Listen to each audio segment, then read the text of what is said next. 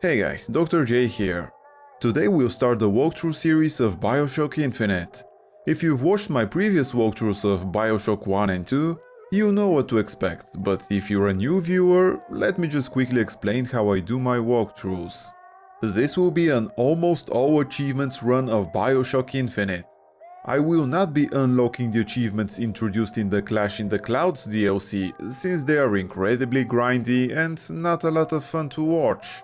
I will try to keep your experience as close as possible to what you would get if you're playing the game yourself. There won't be any spoilers, and as far as my commentary goes, it will look like a blind playthrough. Rest assured, this will still be a guide, so I will explain all the fights, weapons, vigors, and of course, achievements. I think this pretty much covers all the basics, so let's get started. So first we need to unlock the 1999 mode difficulty.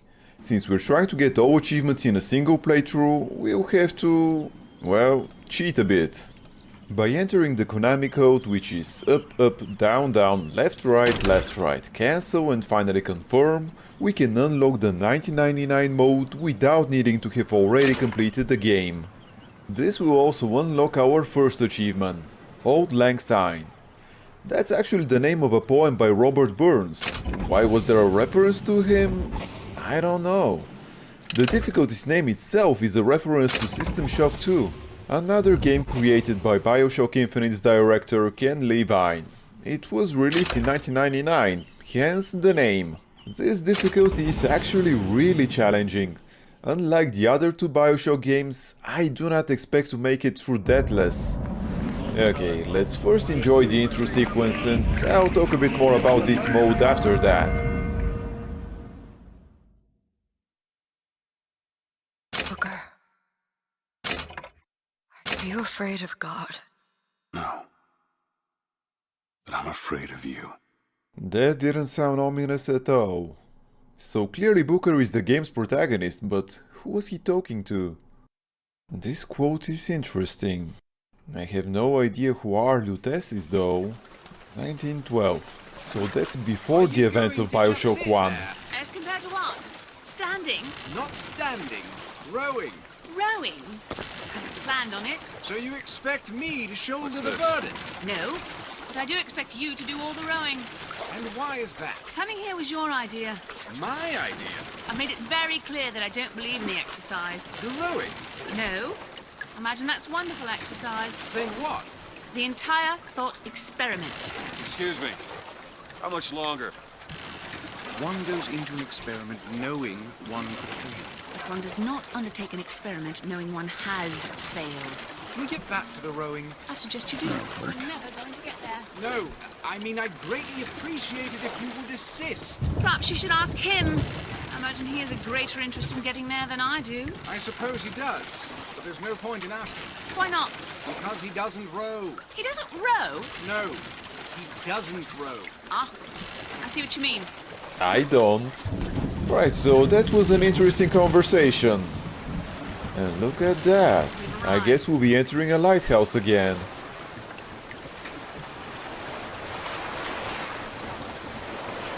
We're probably supposed to climb this ladder.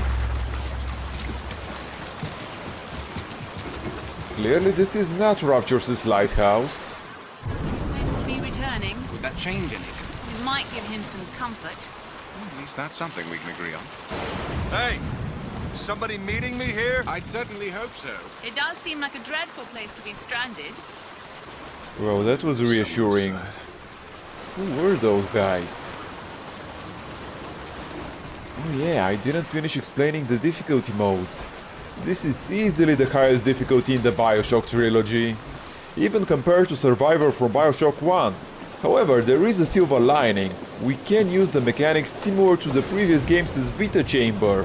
There is no achievement for making it through the entire game without dying. However, each revival costs a not insignificant amount of money, so I will try not to die too often, especially since money is quite tight in the beginning. Okay, enough about game mechanics, let's concentrate on the game itself. I like to check around the lighthouse before entering it. Like I said, money is tight, so I wanna find and collect as much as possible. We finished searching the left side, let's check the other one. Well, I guess that's it. Let's see if there's anyone waiting for us inside. Excuse me, it's Booker DeWitt. I guess you're expecting me? Wasn't there something about a debt we have to pay? Anyways, let's check around the first floor. Maybe we'll find some clues. Well, at least we got a couple of doors. Right, so the food in Bioshock Infinite works the same way as in the previous games. It can heal us a bit, but we must consume it on the spot. Might as well wash ourselves, I guess. Good luck with that, pal. Implying we have a lot of sins. Right, up we go to the next floor. Is anyone here? Hello? I guess no one's waiting for us. Let's check the wardrobe. The money in this game is called Silver Eagles for some reason. Let's try the phone now.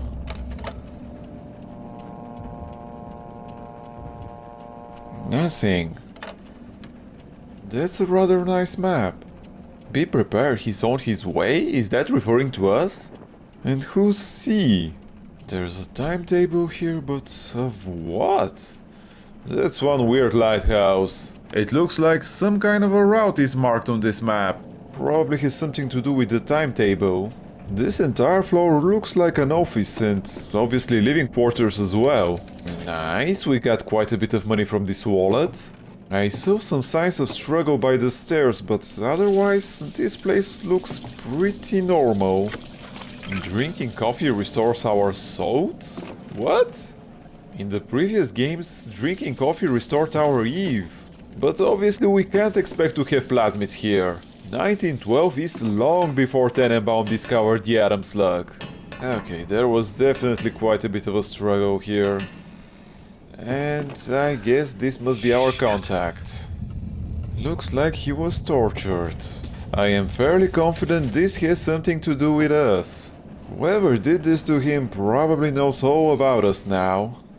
So now that our contact is dead, what are we supposed to do? We still need to figure out where that girl is and how we can take her to New York. Let's go upstairs. New Eden, Can we enter? No. Okay, let's continue climbing the stairs. Interesting. What are those bells? Anything else here? Just another barrel. And some more silver eagles. Okay, there's nothing else here, so let's go back to those bells. There must be something we can do with them. Okay, let's use them. Wait a minute, that card. Okay, so that's obviously some kind of a code. I guess we need to ring the scroll bell once, the key twice, and the rapier twice as well. Did it work? It seems so. What in the world is... Great, I think we just summoned Cthulhu.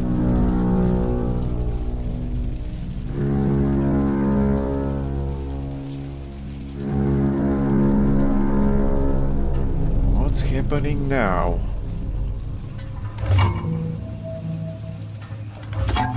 Looks like the lighthouse is responding to that light show we just saw.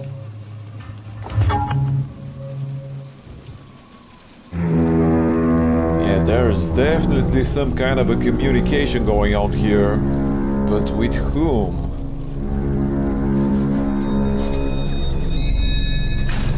The door seems to be opening. Let's go inside, I guess. Oh, we even have ourselves a chair. Quite a fancy chair at that. Should we sit on it? Right. Looks like they expect me to sit in their fancy chair. Well, let's at least get ourselves comfortable. I mean, dude, when you see restraints like that, why would you place your hands there?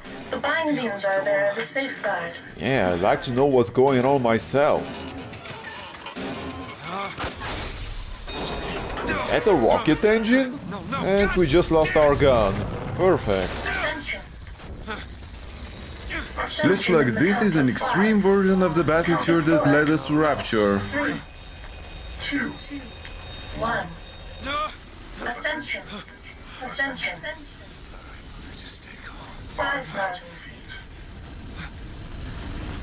I mean, 10,000 how did they have this technology in 1912? 15,000 feet. Hallelujah. I was very impressed when I saw Rapture for the first time, but this is quite something as well. If this is heaven, that's not quite the way I imagined it to be. We are not going to start falling now, right? I guess we are, but at least it seems we have a parachute. To be fair, I've had worse flights. We didn't get any refreshments, but at least it was a short trip. And nowadays, I'd have to pay if I want anything more than a cup of water when using most airline companies anyway. Father Comstock, a prophet. Really going for the religious angle in this game?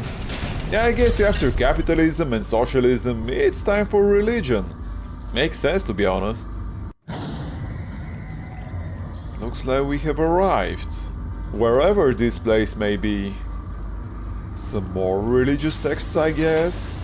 I kinda get the feeling this whole rocket chair thing is a way for new believers to get here.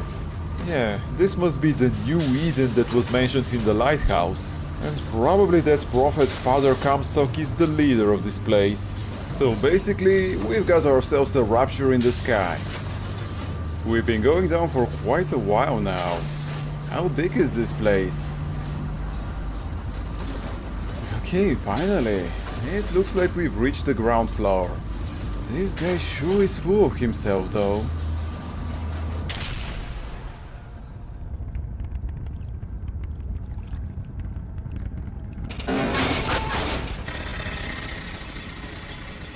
Looks like no one's coming to welcome us. Which kind of makes sense, I guess. It's not like we are expected or anything. At least we managed to get out of the straps. Okay, let's get out of this chair and see where we are. There is something shining on that bench in front of us. And it looks like we've just got our first objective in this game. Let's first check out what's that shining thing in front of us. So it was just a couple of silver egos.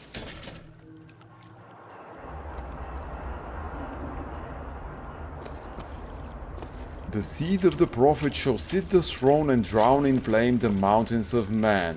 Doesn't sound like a very happy prophet. It looks like we can go either left or right. Let's take the right first. Let's see if we can find anything interesting here. About that lamp in the mural. Any relation to Sophia lamp? I hope not. Imagine if she was born here. Would make sense why she turned out that way, I guess. Anyways, let's check out the two alcoves on the side. Nothing interesting here. Let's try the other one. Anything inside this basket? Just a couple of silver egos. And there's just some candles here. And some more silver egos. Well, that was a bit disappointing. Okay, let's get out of this nave and try the other direction now. Actually, now that I think about it, why is there so much water around here? And is there no one around here? Oh, there we go. There's someone over there. Where am I?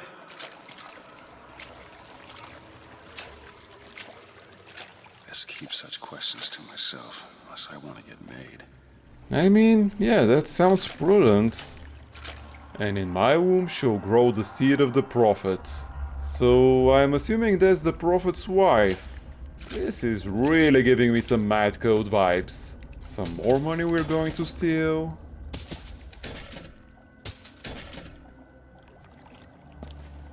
Nothing else here. Let's check the two alcoves again. Another portrait of the prophet's wife and a voxophone. Love the prophet because he loves the sinner.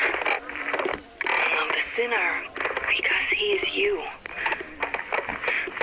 Without the sinner, what need is there for a redeemer? Without sin, what grace has forgiveness?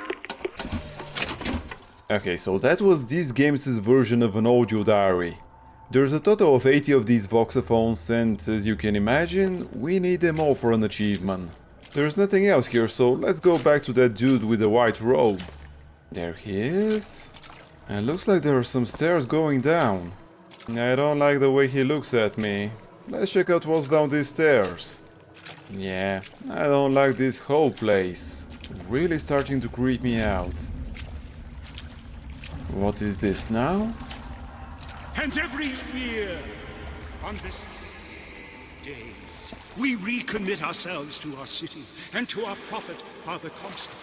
We recommit through sacrifice and the giving of thanks, and by submerging ourselves in the sweet waters of baptism. And lo, if the prophet had struck down our enemies at wounded knee, and not railed against the Sodom beneath us, it would have been enough. If the prophet had just railed against the Sodom beneath us, but not accepted the 3 golden gifts of the founders, it would have been enough. If the prophet had just accepted the 3 golden gifts of the founders, and not prayed for our deliverance, it would have been enough. If the prophet had only prayed for our deliverance, and not led us to this new Eden, it would have been enough. If the prophet had just led us to the new Eden, and not purged the vipers of the Orient, it would have been enough. If the prophet had just purged the vipers of the Orient, but not suffered the sacrifice of his beloved, it would have been enough. If the prophet had just suffered the sacrifice of his beloved, but not expelled the Vox Populi, it would have been enough. Sounds like this prophet was quite busy. Let's see if we can't get a little bit closer. Maybe there's an exit somewhere around here. Is it someone new? Someone from the Sodom below, newly come to Columbia to be washed clean before our prophets, our founders, and our Lord? I just need passage into the city. Passage to the city. Brother, the only way to Columbia is through rebirth in the sweet waters of baptism. Will you be cleansed, brother? I guess? This or turn around and get back on that rocket. Might as well get it over with. Hey. I baptize you in the name of our prophet, in the name of our founders, and the name of our Lord. In the bosom of Columbia. I don't know, brothers and sisters, but this one doesn't look clean to me. Is he trying to drown us? What? Where are we? Some kind of a hallucination? Who's there? What do you want? We had a deal, DeWitt! Open this door right now! I told you! I'm not gonna do it! Go away! Mr. DeWitt! Mr. DeWitt! Maybe this is a memory. Looks like our protagonist has a bit of a gambling problem. That answers the question about the debts. Now, who is that girl though, and why do people want her? Whoa, did not expect that. Looks like someone is drowning in flames the mountains of man.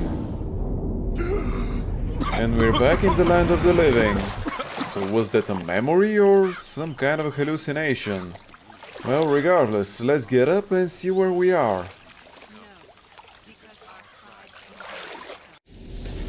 That idiot priest is learning the difference between baptizing a man and drowning one. Those are statues of Benjamin Franklin, George Washington and Thomas Jefferson. What do they have to do with Father Comstock? Anyways, we really need to hurry up and find that girl before some nutjob decides we're the Antichrist or something like that. I'm assuming this is where we came from. And it doesn't look like we can go back. Let's try going up these stairs. To Father Jefferson, a school. Have laws that set her above all other nations. So, New Eden is a nation, huh? Our prophet fills our lungs with water, so they may better love the air. Yeah, drowning will kinda do that to you. A couple more silver eagles on this bench. We'll probably be scrounging for money during most of the game. The revival cost alone will set us back 100 silver eagles, which is another reason I'll try to avoid dying. The park is quite nice though, I have to admit it. Sword and wings of angels. Watch over me and lend me strength. Shield my mind. I think I've had my fill of religious fanatics. Let's get out of here. Just 'cause the city flies don't mean it ain't got its fair share of fools. Alright. Still got a girl to find. How does the city fly though? Even if they're using hydrogen balloons, there's no way they can lift buildings like these.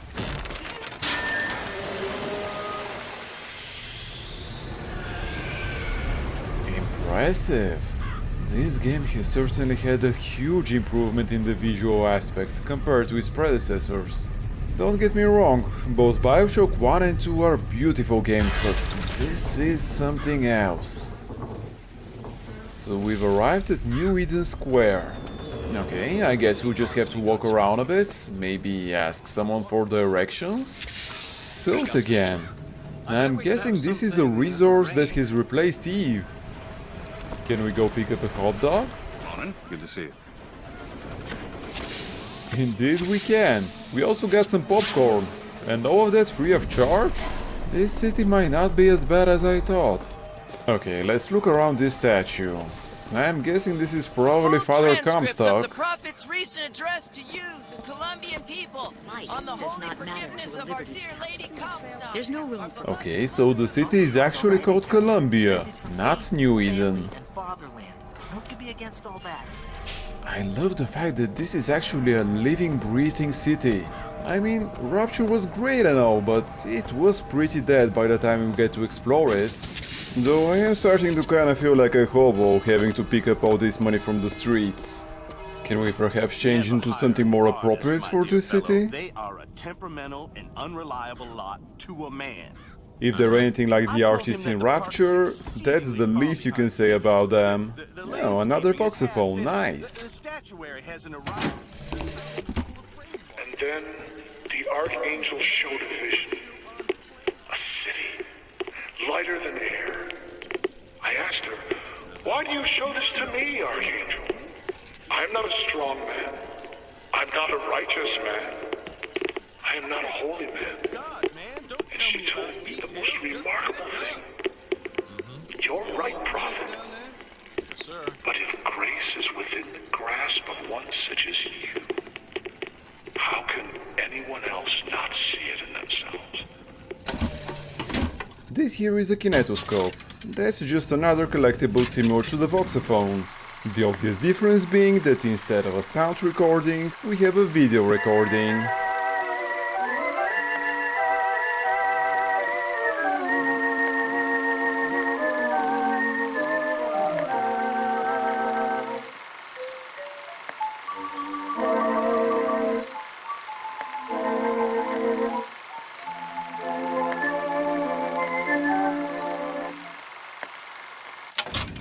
The kinetoscopes share an achievement with the telescopes we can find scattered around Columbia.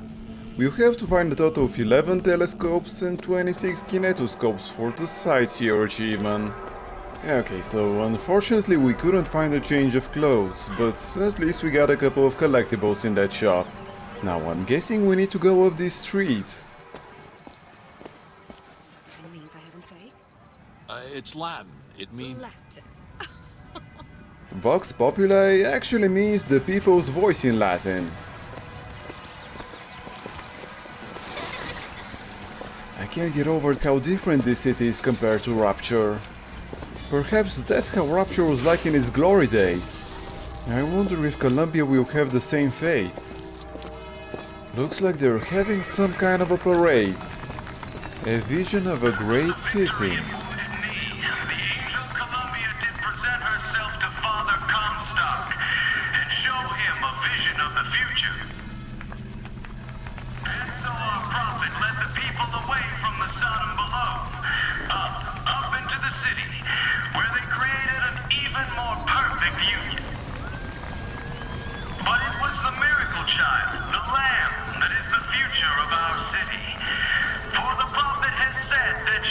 In the town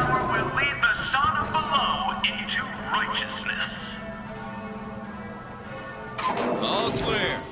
Good luck at the raffle, folks. Raffle? They're having a raffle? Serious business, you know.